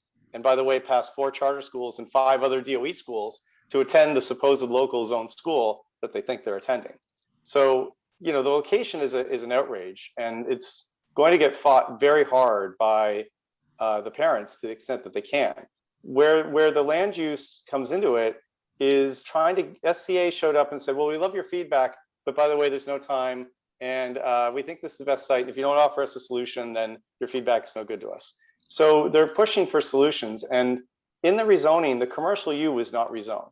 The commercial U remains capped at 2 stories retail or 8 stories about thereabouts residential, because it's, you know, R72 or with a commercial overlay. So the interest would be to try to push and help identify for SCA sites on, say, the 207th Street corridor or the Broadway corridor, where, as was mentioned, I mean, those corridors are filled with taxpayer buildings. Some of them closed because of the pandemic, because they were, you know, nightclubs or whatnot. So just to be clear, the SCA, you know, didn't come to land use per se asking for any type of, you know, land use of discretionary action and saying there's insufficient time. They came to the general meeting to do a very summary presentation and ask for a resolution. And Liz Ritter accurately said that the work of the board is done through committees. So what they need to do in order to get to the board is to present to the appropriate committee, and that committee would draft a resolution and present it, you know, to the board. And looking at the timing, this letter is dated February 12th, but it was received February 22nd. But notwithstanding, you know, we still are within our 30 and 45 day, you know, timeframes to give them comments. And, you know, that's what we're doing. Yeah, when I say they're asking for feedback, I'm saying the words they said to the CEC meeting. I'm sorry, I should have qualified that. I know they're not asking you for that. So I'm just telling you what they said at the CEC meeting. Mm-hmm. So, and yes, there's really no actionable item here. There's not a lot to act on from a land use perspective. Things are as of right. And, you know, location of the school vis-a-vis inconvenience for parents and so on is really more of a youth and education topic of debate, not land use. But you know, for what it's worth, I just wanted you to hear, because you probably haven't heard it. There is a tremendous amount of anger in the parent community over the way this has been handled, the way it's coming up.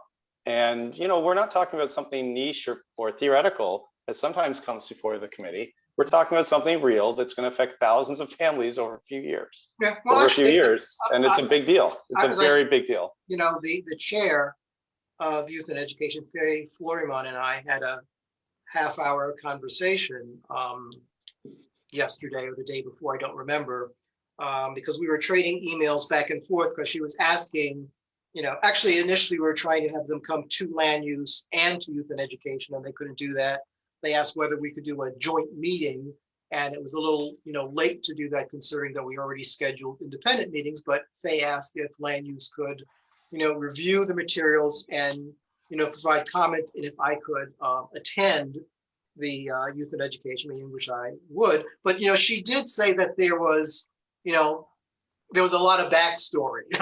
And it's like, well, Faye, tell me what you're talking about. So that's why we had, you know, the conversation. And so, as I pointed out to her, there are a lot of things that she's talking about that they are really not, you know, land use issues. No, they are legitimate issues, and they should make sure that they're covered, you know, when they speak to, you know, SCA. And it seems that there might even be, I won't say that, you know, that there is conflict, but the information that's being provided by SCA and the information that's being provided by DOE may not be exactly the same. So they need to straighten, you know, that out. Even the point that I just made, and I saw, you know, Steve made a face, the idea that, you know, if it's a leased space, you're not eligible for capital. I worked for, you know, DGS, which is now DCAS, in the early 1980s. And all we did was, you know, 10 and 20 year leases. I know, Wayne. With, you know, city money. So I don't understand that. I've built DCAS spaces myself. I understand. Yeah, so I don't understand that at all. Look, the school did have trouble ever getting improvements made. They never were able to get a playground. The yard was the worst yards to playgrounds you ever saw. But so there's always been issues that deal with the fact it's leased space, but that's not in question. No one's questioning that, you know, If they need to find a permanent home, that's fine. What I'm just telling you as a community member is that the ask that I'm hearing from my fellow parents is that they stop trying to collate the two schools, find two sites, because there are vastly more available sites if you don't try to co-locate them. And stop rushing this. You can find a solution that is within the school zone. So please find a location within the zone for each school that is more correlated with the data of where the kids are coming from, and don't leave Inwood north of 207th Street with a single DOE school and no middle schools. Well, so when you say within the zone, Community School District 6, if I'm not mistaken. No, the school zone. This is a zone school. So what is the geographic boundaries of the school zone? I'd have to put up on a map, but it does extend to Dykeman Street, but not this far east. I don't know what street it stops on. And let's just say the heart of the zone is centered on 207th and Broadway would be the sort of geographic center of the zone. Does that zone school serve students who live in Dykeman houses? Well, I don't know because SCA hasn't provided the data, but the way the school admissions work is that if you live in the zone, you have preference. And the school has a waiting list for its kindergarten. I think it has a waiting list for its middle school. And the way it works is that preference is given to the zone first. That lottery is held, those seats are filled, and only after the zone is filled does it go to the rest of District 6. So there's undoubtedly students here from all over. There's quite a few from the Bronx, actually, because parents tend to start their kids in this school. 278 in particular is a pretty high performing school for District 6, relatively speaking. And then if they move to the Bronx, they keep the kids in District 6, which they keep the kids in the school, which is why I work to reverse the streets and improve traffic flows, a lot of vehicular traffic with the school. So in any case, wouldn't people at Dykeman houses be zoned for PS5? Yes, that is correct. Dykeman House is zoned for PS5. So the impact is on PS5 for proximity. It's also on PS98, which becomes the only school for a community of 8,000 people who live north of 207th Street. So 98 is affected. It will probably double or triple the applications to Muskota. So it's an impact on Muskota, and it will probably also increase applications to Amistad, just for the fact that if you're looking for schools comparable to 278 and 18, Amistad is a dual language program like 18, 278 Muskota tend to have higher test scores. So it's impacting something like 6 schools. It's important they get the location right. The first impression without any, and again, I could be wrong, but they haven't presented any data. And so the feeling is that the location is not right.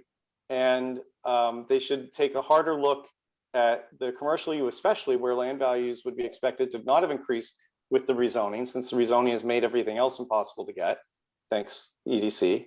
And therefore, that's the request. Please find two separate sites within the zone.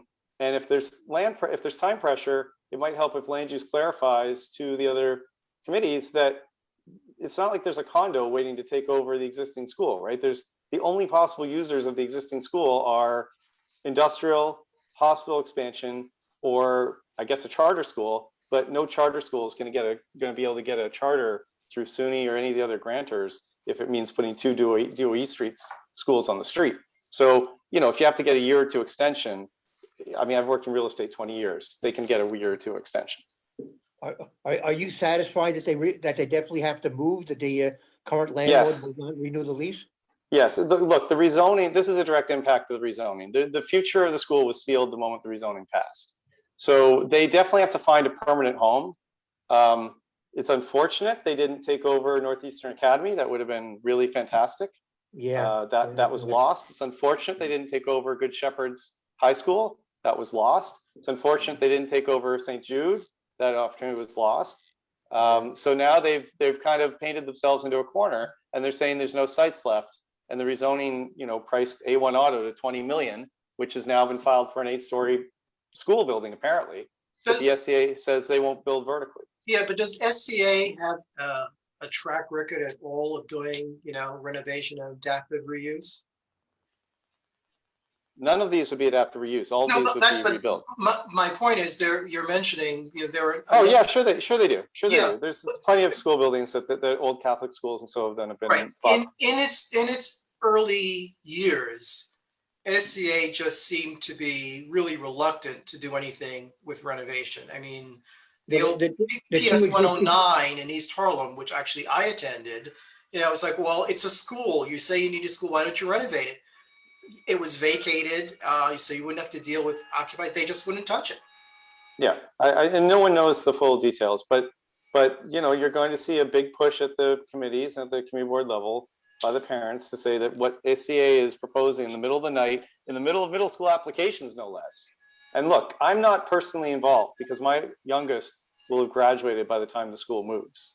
But I'm pretty familiar. I've been at the school, you know, 12 years or whatever. Mm-hmm. I'm pretty familiar with the setup here.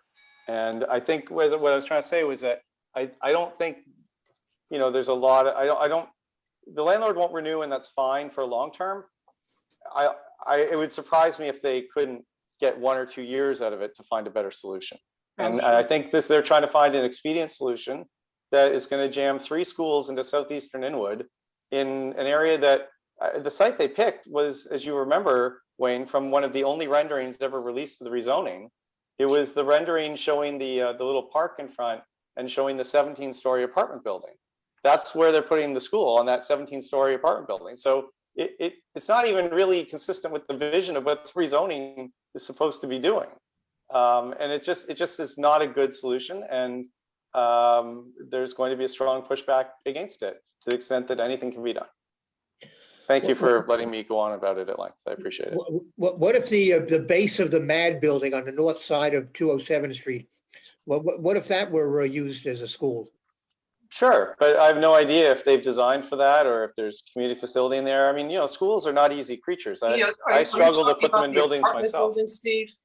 What? Are you talking about the apartment building? Yes. Yes. Talking about the apartment building. But you know, when they came before us, they didn't really seem to have a clear idea what they were going to do with that space. Steve, if and I think Tom was going there, or Dave Tom rather, if you are designing a purpose-built for a school at the lower level, or the lower levels plural, because it's not clear if the footprint is big enough to be on one level, you want to make sure you don't have the column spacing of your apartments driving your classroom layout. So it's not just, can we use the ground floor? And I don't think there's enough ground floor to do it, but you would want to have a purpose-built, yeah, gymnasiums especially. The current schools share a gymnasium that's a converted loading dock. It has a column in the middle of the basketball court. It's quite hilarious if it wasn't sad. Oh, yeah, I mean, so you don't want to do that with new construction. It wouldn't. No, they would like to no longer have a column in their basketball court. If that could be helped. Yeah. Does that interfere with 3-point shots? I mean, I wonder. It's outside the 3-point circle. It's around half court. It has pads all around it. It's right. You know, it's a New York City school. You take what you can get, right? And the school it's a horrible location currently, but you know, we planted trees and flower boxes and have made the best of it. Got garbage cans added, street reversed, and so on. I don't think there's a problem with it moving. The problem is the extreme geography of where they're proposing to move it to. Right. So what I will do, because I haven't shared this in writing with the committee, I will type up the questions that I you know, wrote prior to the meeting, and then the ones that have come up in the course of the meeting to get your review and comment on that before I send them to Faye. But I just want to, you know, urge everyone to please, when I send it, make sure you comment, because her meeting is Monday. And sometimes even if I say, get it to me by X date, I get the comments like 2 or 3 days later. And, you know, we don't have time for that. She's specifically asking for our input, so let's make sure we give it to her. And the extent to which, you know, the land use members are available next Monday at 7 o'clock to join the Youth and Education. Not that we have to reiterate everything that we said here. She does have in the agenda a spot for, you know, comments from land use. So right now she only has me, but the extent to which other committee members want to, you know, chime in on things that we're talking about, you know, I'm sure she would appreciate it. Dave, Yes, how well utilized is the hospital parking lot on the east side of Broadway? heavily used. Oh, yeah, okay. They park employees there for the 168th Street campus and shuttle them down. All right.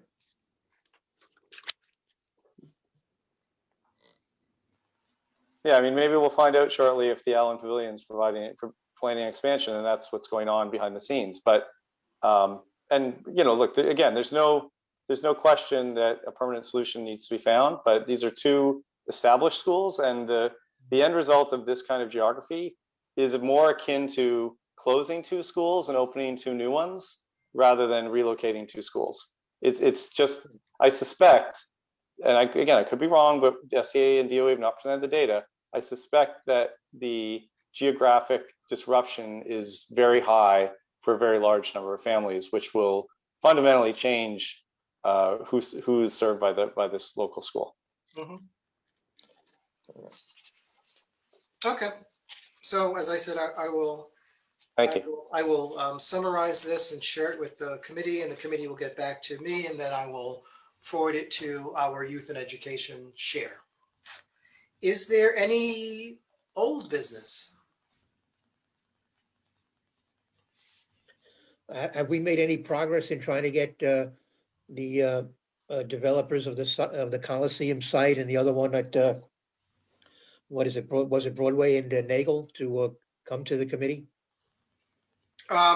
We have not, and the person who was in charge of that is now no longer on the committee or no longer on the board. Although we're not giving him a pass, we're going to still, you know, twist Chris's arm and ask him to get us that contact information.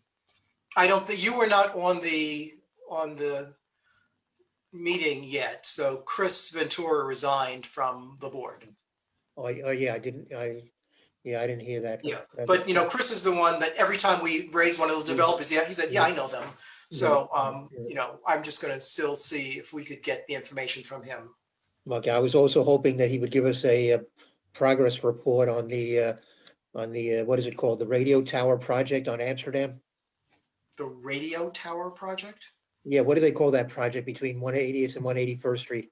Isn't it something like the radio tower? Yeah. Well, I mean, he's not on the community board anymore. That doesn't mean he's not around. He's probably just too busy between work and, you know, the kid. But that doesn't mean, you know, if we want him, or I mean, the development team, Young Woo, to give us an update, you know, that can't be done.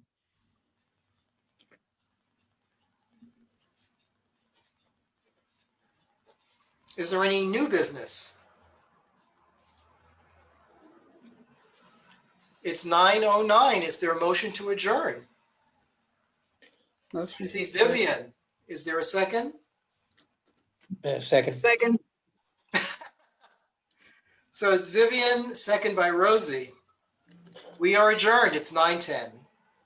Bye. Good night. Bye. Bye, everybody. Bye. So, Bye.